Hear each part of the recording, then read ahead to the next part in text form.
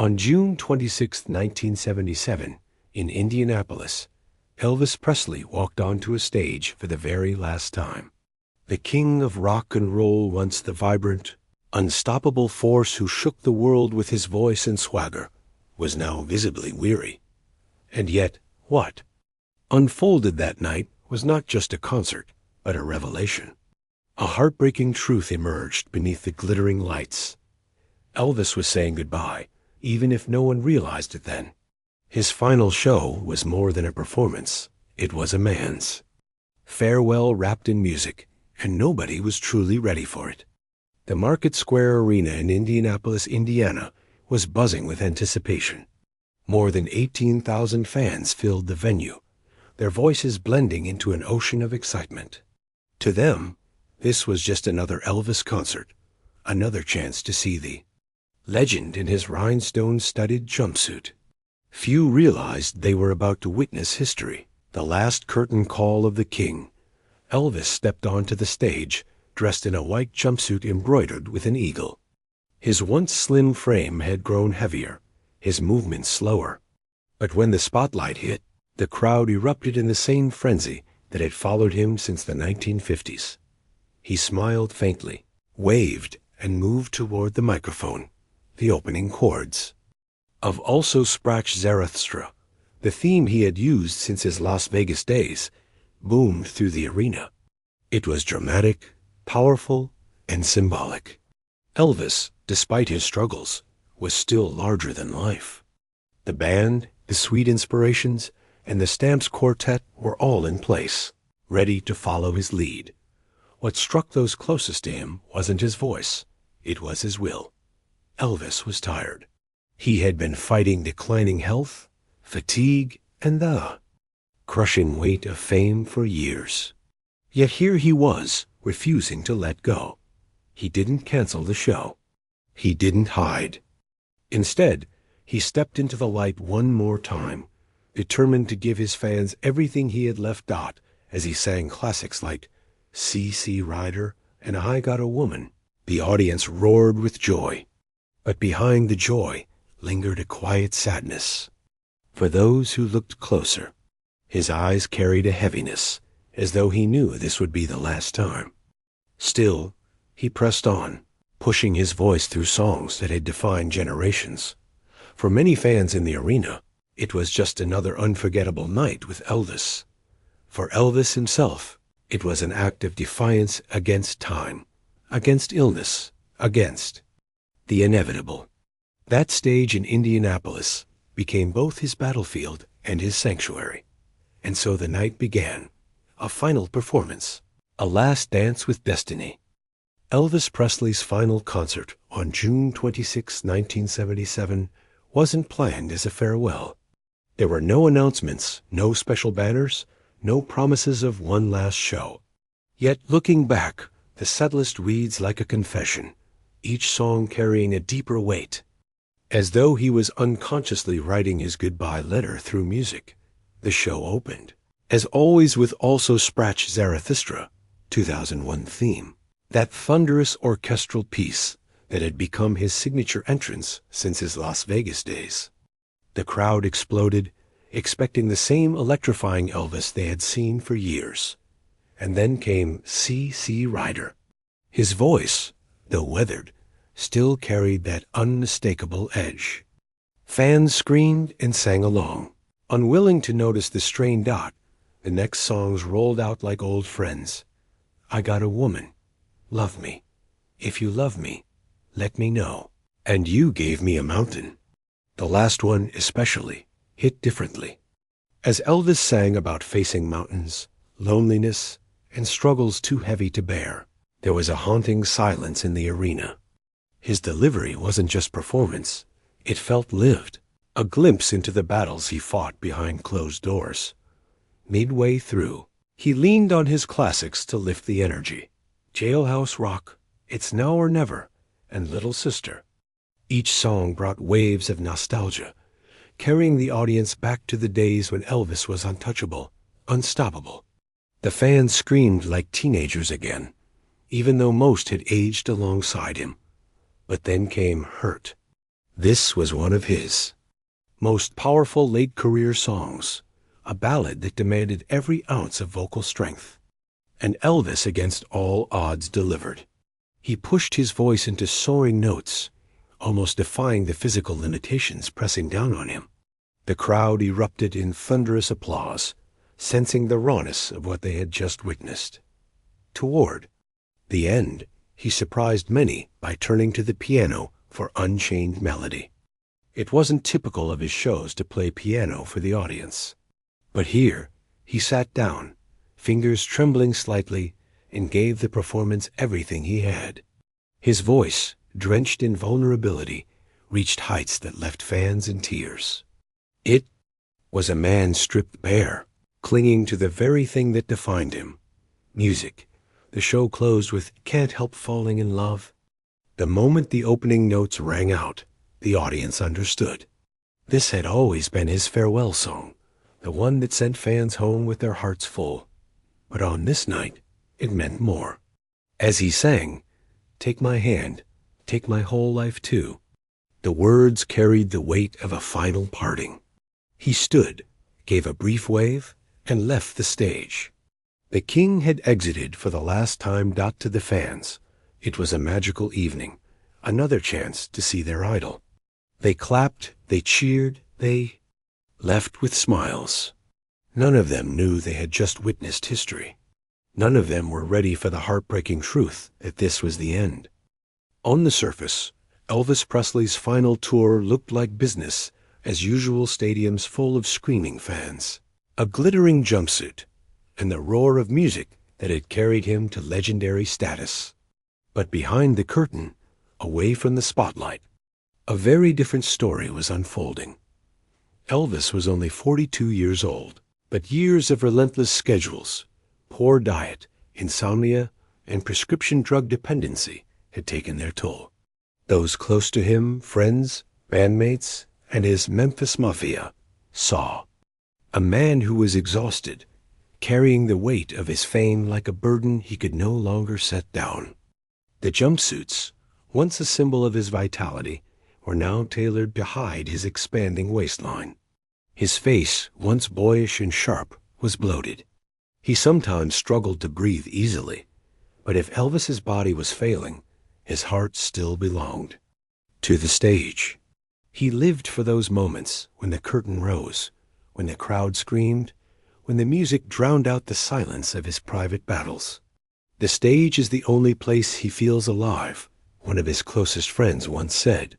And in June 1977, that statement couldn't have been more true. Offstage, things were grim. His relationships were strained.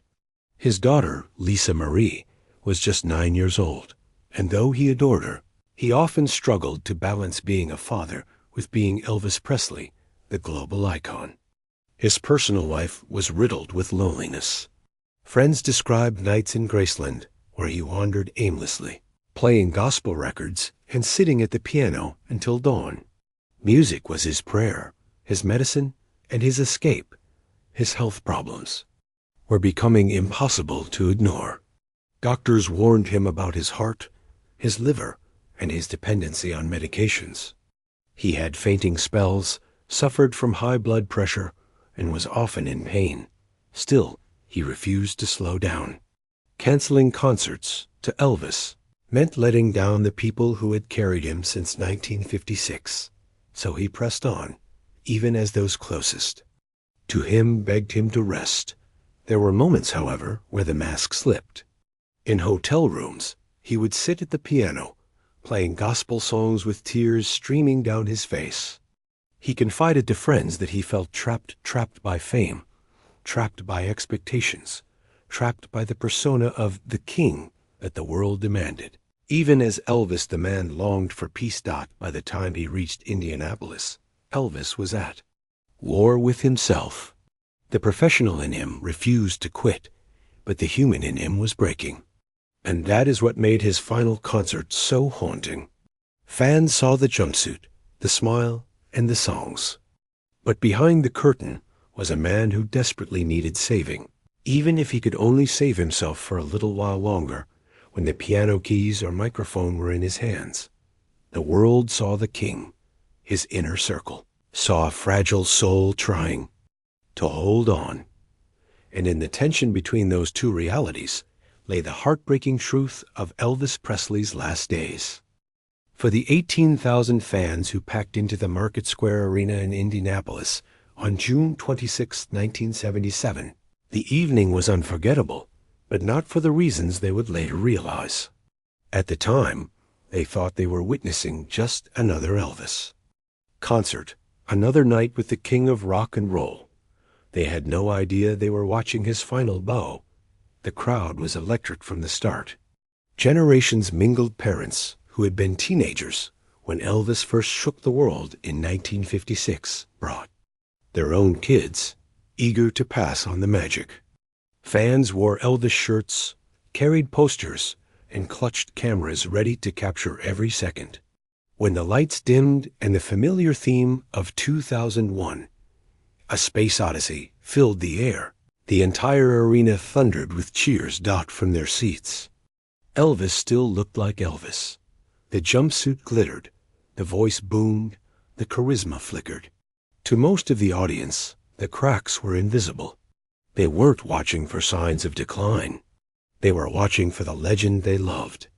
Every movement, every note, every smile was met with hysteria. They wanted to believe that their king was still invincible. When he sang, "You Gave Me a Mountain," some fans were moved to tears, but they thought of it as Elvis the performer delivering drama, not Elvis the man speaking his truth. When he reached the soaring high notes of hurt, the crowd erupted in amazement, never guessing how much pain he carried inside. And when he sat at the piano for Unchained Melody, fans saw intimacy, not a farewell. They applauded as though it was just another show-stopping moment. Looking back, fans who were there often recall the atmosphere as almost surreal. "It was magical, but I didn't realize I was watching the end," one attendee later said. For many, the memory became bittersweet. What was once just a treasured concert became a sacred piece of history after August 16, 1977. In the days following his death, those who had been in Indianapolis clutched their ticket stubs and photos with trembling hands. Suddenly, the songs they had cheered for carried new meaning.